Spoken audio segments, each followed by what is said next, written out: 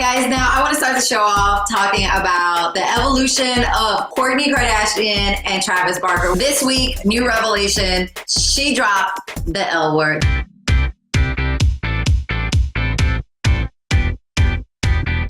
I think that they're so cute together. I think it's fun to see Kourtney smitten and really in love and into this guy. And I say in love because this week she dropped a note that she left to Travis that he posted on his social media, and it said, I love you. When those words start getting thrown around, it's like instant serious couple, instant serious relationship, don't play. And you gotta kind of wonder how they feel with their new significant others, because as we know, Scott is now dating Amelia Gray, and they're still watching the whole show play out with the family really rooting for Scott and Kourtney to get back together. And if you remember, Scott and Sophia didn't work out because he felt like there was like ultimatums happening in a relationship. Sophia wanted Scott to prioritize her instead of Kourtney. It's challenging to do that when the Kardashian clan is literally Scott's family. You have young kids. You want to be able to be amicable. You wanted to be able to go on to trips together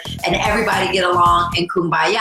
I sympathize with Sophia a little bit in that sense where you could feel like, listen, I've been in this relationship for 3 years now. Like, come on, we gotta evolve and move on to the next place. But kids are always gonna come first. Family is always gonna come first. I come from a single parent household. Whenever my mom, if she dated somebody new, that was cool, but we were always priority. We were always first. So I'm sorry if Sophia felt some type of way that she felt like she needed to be priority over Kourtney and the kids, but that just doesn't happen. And that kind of shows a little bit of a maturity level of where you are. It's Scott, you might need to date some girls that are a little bit older so they understand the dynamics of this relationship. Maybe it's he's choosing young because he doesn't really want anybody that's thinking serious commitment, marriage just yet. He just wants to have fun, travel, live life, and look good on the gram.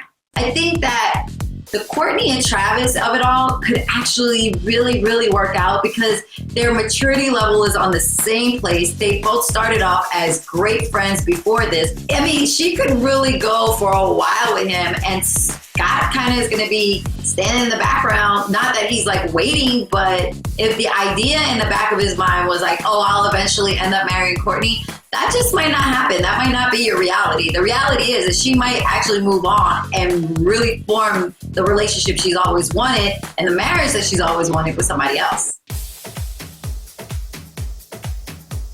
Another breakup that I want to talk about that has gotten so much press is the Saweetie and Quavo situation. Now, again, alleged cheating was going on. And I hate that this happened because I've hung out with them. I've partied with them. They were such a cute couple. So it breaks my heart that they've broken up. But a lot of guys that I talked to didn't agree with the way that she handled it by going public and doing all these interviews and airing him out and saying that she's single. But she's a woman scorned, especially if you're in such a public relationship. It's like, you're not going to play me and start being seen with another girl and we haven't announced that we've broken up. No, I'm going to let it be known. And not that it's the best way to handle the situation, but at the same time, I'm hurt. We really don't know Quavo's side of the story. All we're seeing is rumors that he was hanging out in Puerto Rico. There were women involved and she was there, she was not there. I mean, we don't have the whole story yet, but I am pretty sure we're going to hear it in a rap song because Quavo was already in the studio working with Khaled, working with Migos, and they're going to have some new music really, really soon. What do y'all think about when people just air out their problems on social media without confronting that person first? Another friend of mine, Gary Owens, is going through a very public divorce. We would have never knew anything about it if it wasn't for his wife airing out his dirt, alleged dirt, all this alleged going on. Is that the right way to handle it? Does he deserve the public humiliation that comes with him allegedly cheating? Are we running publicly too soon before really thinking about it and maybe regretting? Because there was a lot of posts and deletes that happened. I don't know. You guys tell me in the comments.